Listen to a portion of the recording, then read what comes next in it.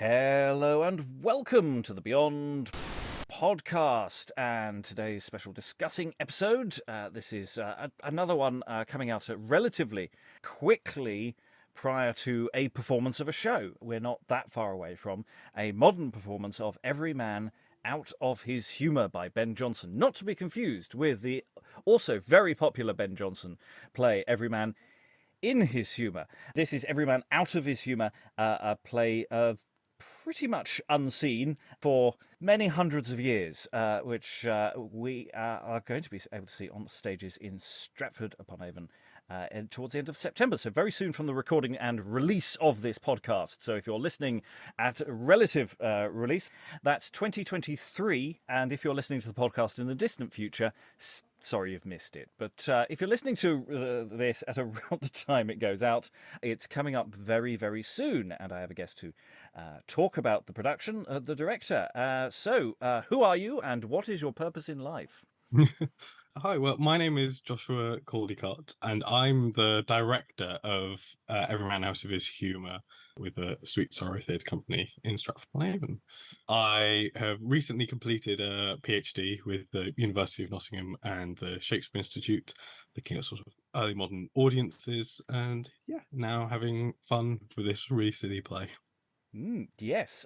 So I mentioned earlier that it's not a sequel, except in, shall we say, in name. Ben Jonson wrote a very popular play in his humour, and this is Every Man Out of His Humour. And so I think we're splitting this episode slightly. So we're going to start off by not doing too many spoilers about what happens in the play and any explicit, especially anything that happens towards the end of the play. There are some important plot points I think we shouldn't mention, but that partly depends on the edit that you're doing, because I think for those who know generally a bit about Ben Jonson, know that his plays can be quite long, and the text of Every Man Out of His Humour is longer than a standard theatrical text. So in terms of the show that people are going to be seeing, what is your show going to be like?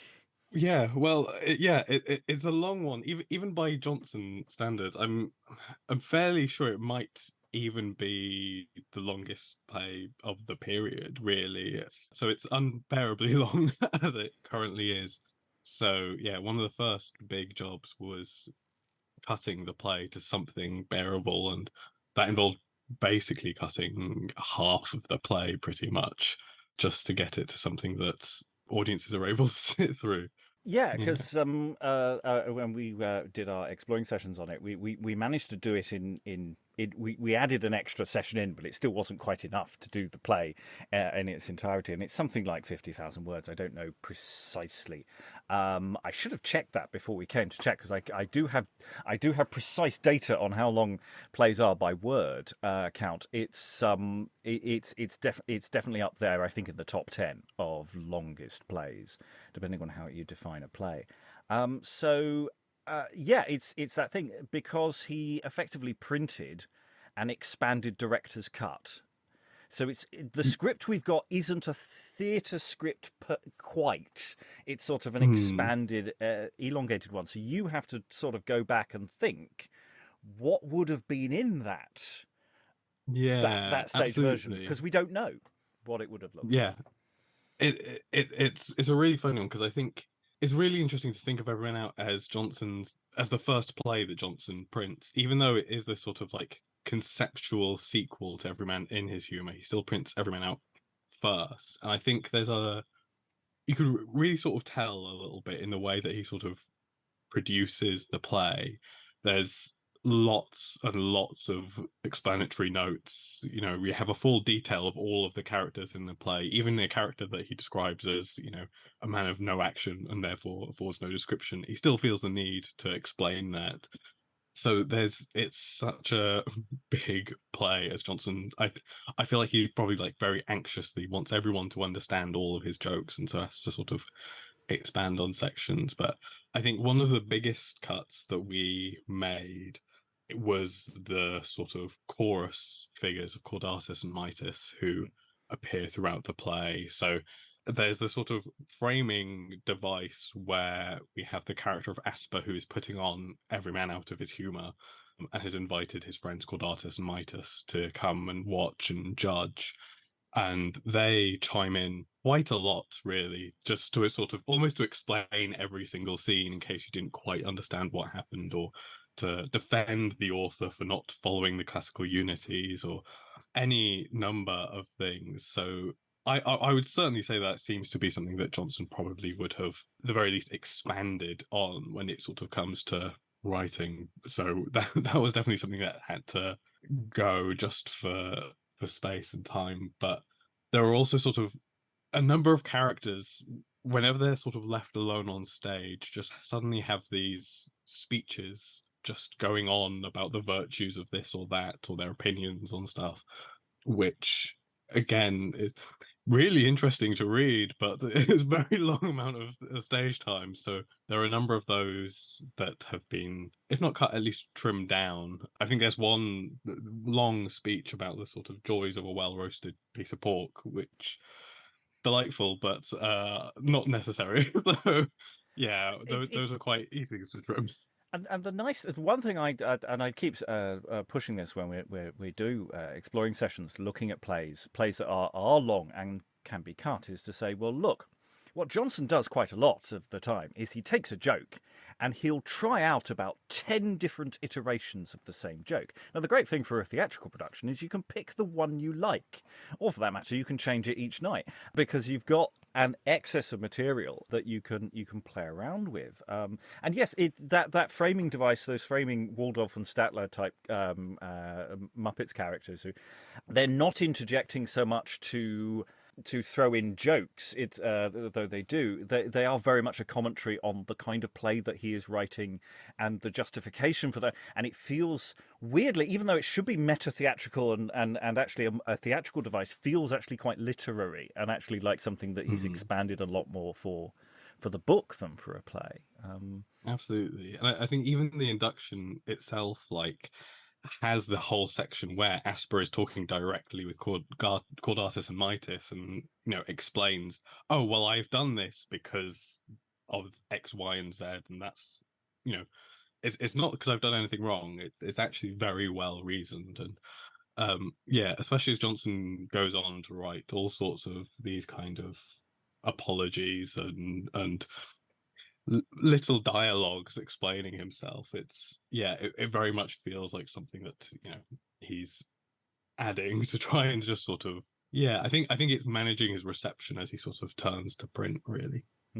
Whereas there's something about the early Jonson of which we can only see sort of through a glass darkly. It's slightly frustrating because he's clearly very popular. He comes out in the late 1590s with very successful. The previous in his Humour is a very successful play, and he's got other texts, some of which don't survive.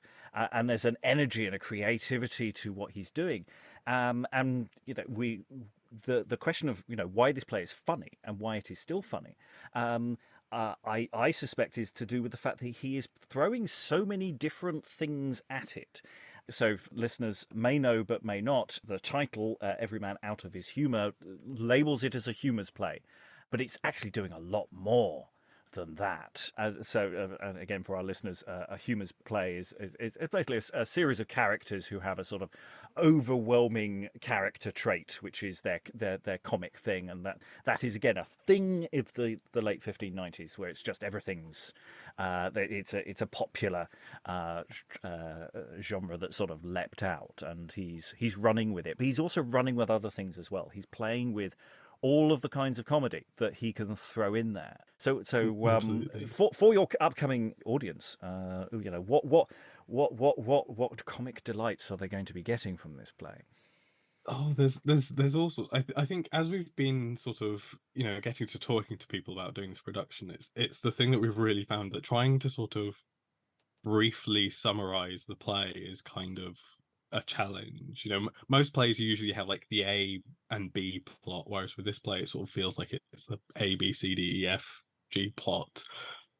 But yeah, I mean it's such a silly play that I think essentially the way that I sort of best describe it is sort of almost like a set of caricatures of all these like awful people in their own ways that you sort of get to get some kind of comeuppance as they go through and be awful. And there's such a wonderful mix of sort of like slapstick and witty jokes and dark humor. There's all I feel like whatever your type of, humor is, there's something for you there. It does a little bit feel like Jonson throwing in the kitchen sink, just trying to get everything in there. But I think that's what makes it so funny, is that like literally you're watching all these scenes just in juxtapose. And it was actually the thing that I found difficult cutting it. When I had all these plots, I thought, looking at it, like, oh well, I could cut one or two of them and be able to cut it down that way. But actually, when you looked at it, all of the plots interweave in their own ways that made it hard to really sort of separate any out from what's going on overall. I think Jonson always has this, it's something that sort of reoccurs a lot in his plays, that he really loves having all of the characters come back at the end. Just as everything's fixed, they all then come back and have to resolve it again. You see that a lot in like the Alchemist and Volpone. Yeah, I feel like Every Man Out is very much a play of that just happening continuously, that just all these characters interact and mess each other up. And it's there's one of the early. I think there's an early sort of plot line with Sordido, who that's the one plot where I was sort of going, you probably could drop that in its entirety, but I really love it. Because he has, again for the listeners, he has this lengthy bit of business to do with almanacs, which it is a sort of very dated reference, but it also there are modern analogues, and that's what I quite like about Jonson, is that there's usually a good modern analogue somewhere, because these slightly exaggerated figures do connect with there's almost inevitably someone says, oh, I can see the X's Instagram profile. You can see who these people are from space, and it's not always subtle, but it's often quite well drawn. And is that question of what material do you keep and what do you, because you do have to cut a good, I mean, I don't know how long your production is going to be, but there are stories of readings of this where people are coming out the uncut reading, or almost uncut reading, where people are literally coming out the next day, because it is such a long play. So you've managed to try and keep the plot lines, broadly speaking, in place. Broadly speaking, yeah. So I think the one sort of thing in that sense that has been cut is we have trimmed down a lot of character roles. I think there are sort of all in all 40 speaking parts in the play. A lot of them very small. There's had to be a lot of doubling because Jonson put in lots of bit parts. But broadly speaking, all of the sort of plot lines are there and interacting. There seems to be mostly sort of lots of these longer speeches which have been cut down, and largely it's just been sort of going through the play and trimming it bit by bit. Even Sordido, when I looked at it, as you say, it is one of the more isolated, but it still has that kind of relationship because he's Fungoso's father, and so Fungoso's borrowing money from him on top of everyone else. And even with Sordido, who basically just has two scenes by themselves pretty much, with the sort of bit characters who aren't in any other plays, even that bleeds into everything else that makes it sort of, but I think that's in a way what makes it so satisfying, is that you see all these things going along and they're just going to sort of crash into each other and cause more mayhem. Right, we're approaching, I think, where I'm going to get specific about some of the plot points. So we're going to start moving, a warning for our listeners, into spoiler territory. Before we do that, for anyone who's going to jump off the Out of His Humour gravy train, could you just give us a little plug? Where is this performing and when? Of course. So we're going to be performing at the end of September. So it's the 27th to the 30th of September in the Bear Pit Theatre in Stratford-upon-Avon. And so with Sweet Sorrow Theatre Company, so you can find tickets either at thebearpit.org.uk/what's on, or if you search for Sweet Sorrow Theatre Company, you'll be able to find us one of those ways. And tickets are available now. Okay, let's go into spoiler land. Okay, so let's talk about the dog. Um, I think Yeah, the dog is both a spoiler and a content warning, so it's an interesting question about what you do about yeah. the dog. So The the dog, dog, there is a dog poisoning plot. Let's say that now, and it doesn't end well for the dog. yeah. It's. I must admit, I kind of, I knew that was part of the play. I'll say this has been the interesting thing about this process is that I was going to direct this play a few years back, but unfortunately, we all went into lockdown Mm, literally the week that we were supposed to open. mm, Um, so we've sort of come back with sort of mostly fresh cast and sort of given it another go. And yeah, so I sort of had that knowledge that that was going to happen in the back of my mind, but still, when we got to the read through and we got to that moment, the sort of shocked faces from everyone when the dog just gets poisoned. Well, the dog gets abandoned and then poisoned, and then yeah, is brutal. And I think the thing that sort of tops it off is that usually killing a dog is the way to point someone out as the enemy in the play, but it's the protagonist, it's the lead character who poisons the dog, and you're still meant to, sympathize with them and stay on their side. So it was a There is no challenge to. payback for the dog. I mean, at all. I mean, we were fantasizing about a scene where the hearse of the dog is brought on, and the dog's paw reaches out and points at its murderer or something like something very medieval in its scope. Mm, Because that was a big element of the play that, shall we say, some people responded badly to.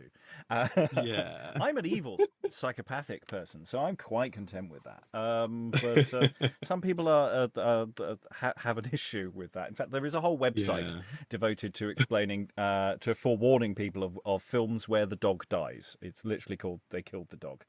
Um, uh, and and it was very weird. I was when we were reading this play. I encountered an awful lot of dogs dying in media. It was very strange. It was a very odd week.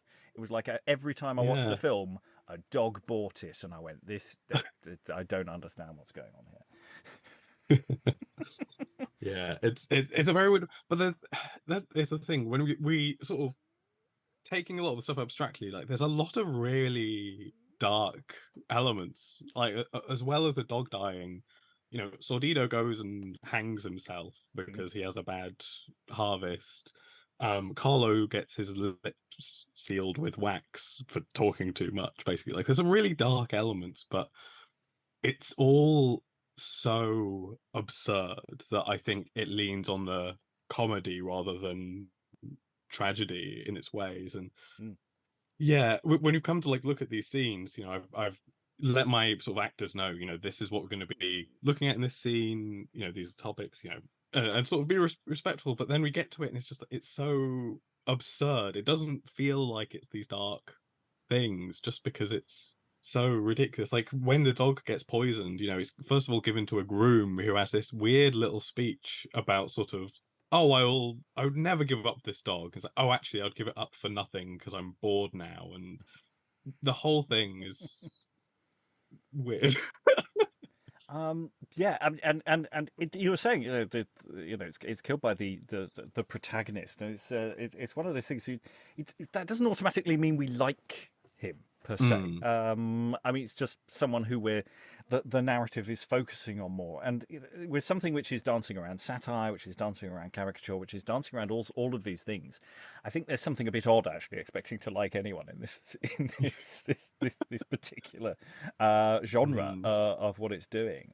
They just have to be interesting, I think, is probably mm. the key.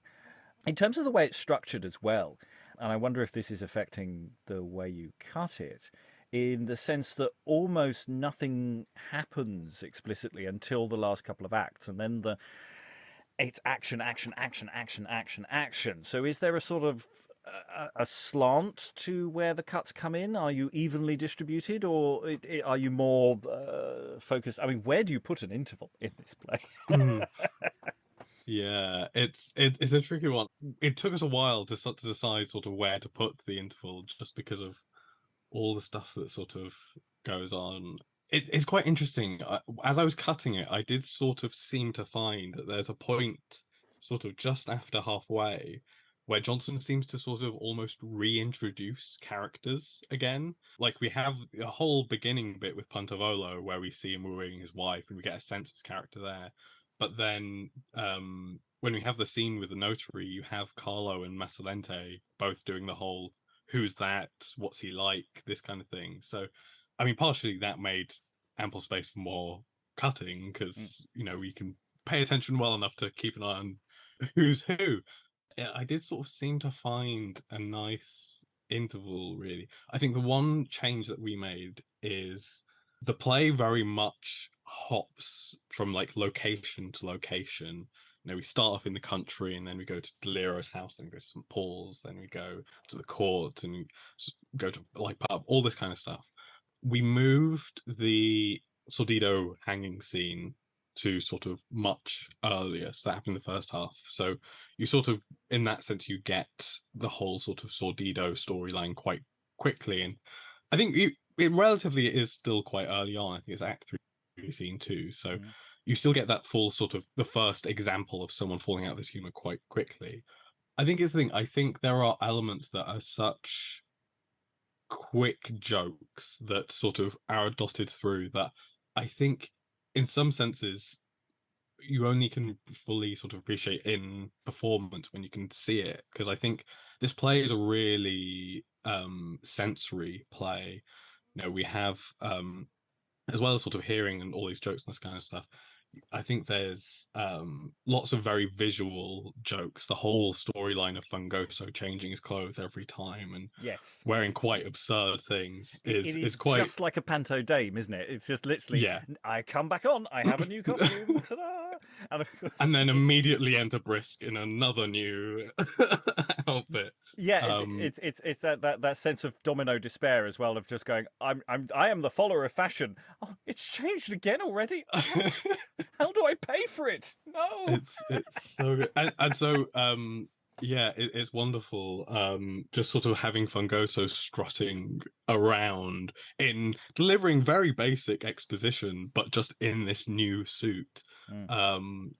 It's so wonderful. But there are also so many other like there's a real sensory thing with the first scene in Deliro's house where Deliro is sensing and throwing flower petals and this kind of thing.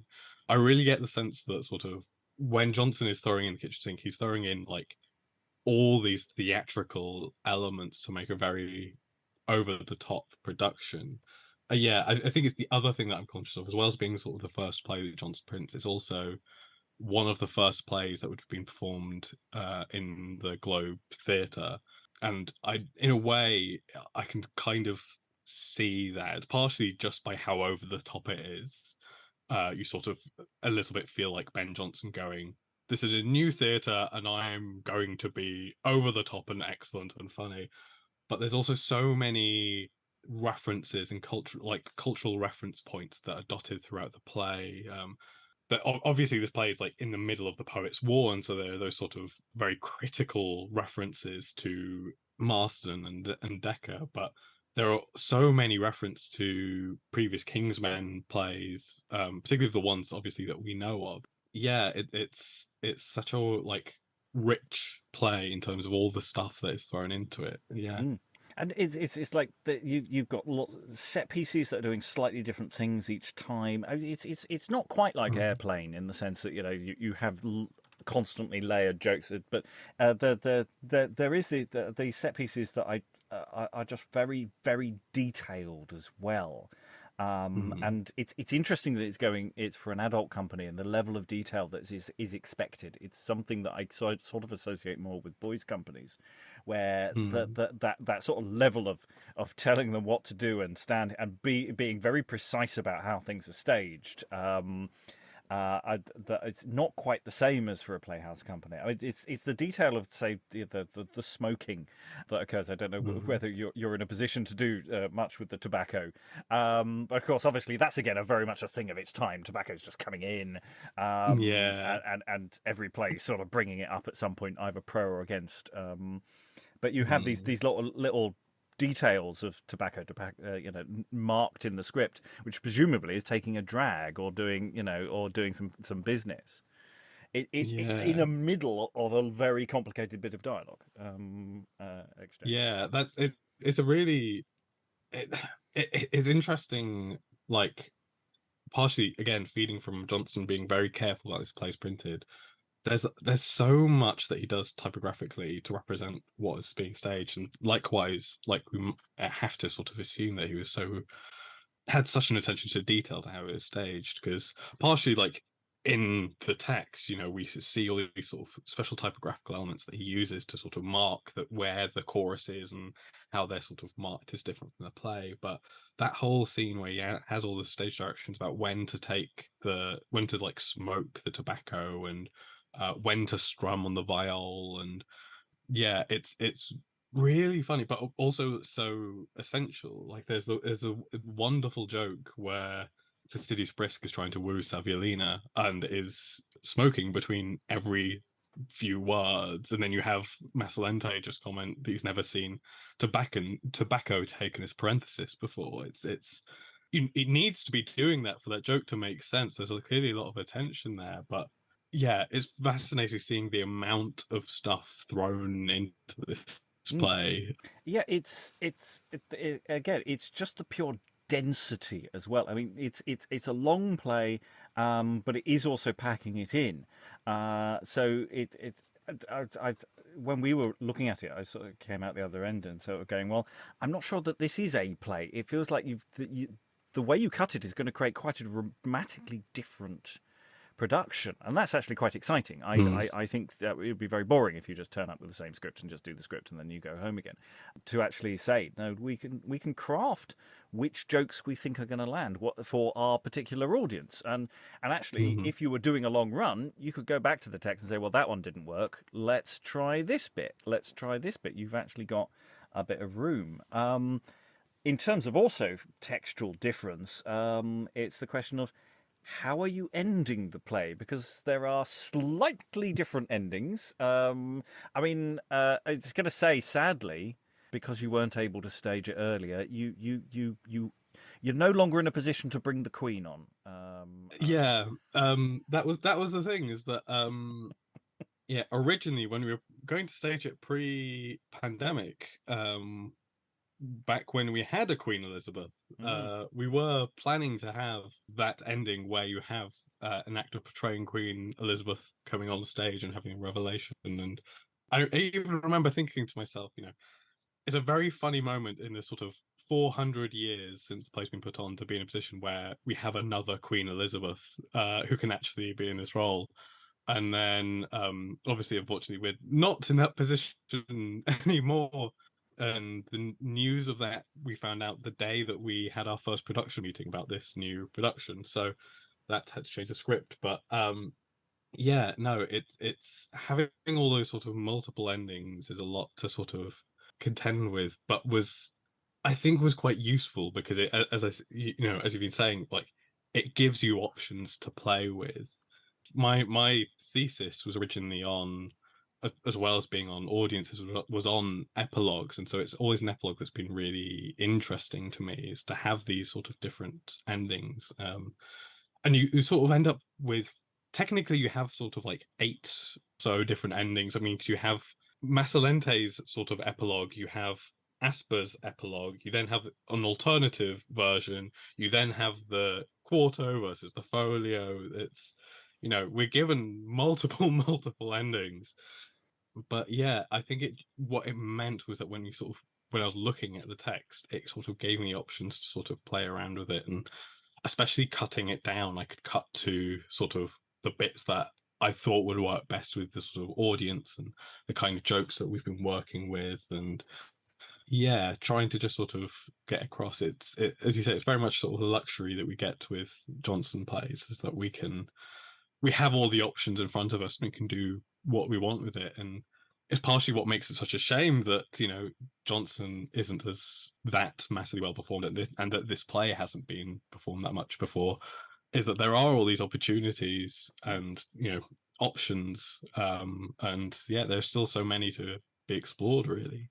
Yeah, it's the problem with the bias of the text is that someone picks up the play and goes, yeah, nah, bleh," Yeah. and because it's not turning over in the repertoire, it's not like Mm. someone could learn from the previous production and say, oh, I could tweak that or I could do that. And it's sort of trying to create a virtuous circle by saying, well, you've done it's not a matter of you've done it once now or you will have done it once now in the future. Mm. You know, it's saying, well, okay, can we do it again? And can we take the bits that worked for you and the bits that didn't work? I mean, that's the question, is actually Mm. what parts of the text will not land and will land, because of course modern audiences are very different from an early modern audience, or at least we assume it is. We don't actually know. All those witnesses are sadly dead, and yeah, the question of what lands and what doesn't land, you know, is the dog going to be the you know, is that going to work or not? And that's the exciting thing. I'm really curious to see how that will go. What size company are you performing with, and you know, how into the process are you now? So, in terms of the company, I think there are sort of 10 actors. We've sort of tried to sort of, along with trimming the text, sort of kept it to sort of smaller company that we could work with. Funnily enough, the Paul's Walk scene sort of became the scene that decided how small a cast we could have, because you just have everyone coming in. And I was loath to cut Clove and Orange. I think it's just such a funny, ridiculous little bit that I couldn't bring myself to cut them. It's a lovely Um, scene, just generally. It's just, again, it's a lovely set piece that sort of almost stands alone. Quite, it's good. yeah, it's one, and I think again, it's one of those scenes that is very. It almost feels choreographed, and like you were saying, it feels like a piece that would be for the sort of children's companies, because you have all this scene where they all mix and interact, and then they end up in these pairs and presumably still walking. You know, you have Carlo Paul to lap it up, so you have all these movements around whilst you then still have Shift coming in, and you have Clover and Orange trying to interrupt, and it's a very yeah, carefully choreographed piece. But yeah, so that sort of dictated a little bit of the size of the cast. But there are also a number of scenes, like for Sordido's hanging scene, you know, I think there's like 5 or 6 rustics who come in, which can easily be cut down to 3 and so forth. So we actually had our first full run on Tuesday, it was delightful just to see all this come together, especially because, as you say, you know, there are all these different plot elements. Everyone was obviously knew what their character storylines were, but then seeing them all interact was really, really quite delightful. And yeah, I think again, the thing that just sort of strikes me, sort of looking at it as the director of the play doing the full run, is how many different elements that we're sort of keeping on top of. You know, like you have the Paul's Walk scene where you have all this walking choreograph. You have the you know, the waiting gentlewoman wooing scene with Pantavolo, and having those sort of playing around with heights and statuses. You have the poisoning of the dog that you have to work out. You have Deliro and his musicians coming in. You have ceiling colors. There are so many of these funny little elements that all require such attention. It's a very quick and action-packed play, especially once it's trimmed. So yeah. We are running low on time, so we've already mentioned where you can find it: Stratford-upon-Avon, the Bear Pit Theatre, from the 27th to the 30th of September. So it's not a long run. There aren't that many opportunities to catch it, but once you have done with this run. Any plans for the future? Any other projects in the offing that might be interested to our listeners who are interested in everything except for anything within a 38 play range? Well, no specific plans at the moment, but yeah, we as sort of Sweet Sorrow Theatre Company, we've been going for the past couple of years, and we're very much interested in all the sort of weird and wacky plays. A real mix, but yeah, we'll sort of see how it goes. There are, I think, a few more plays that are also haven't had their sort of due time on the stage that I'm particularly interested in, that I would like to sort of have a go at. But yeah, we'll sort of see what the future holds. Well, on that note, we'll see what the future holds. See what audiences think of Every Man Out of His Humour by Ben Jonson. All that remains to thank my wonderful guests for being wonderful. Thank you very much, and goodbye. Goodbye. Thank you.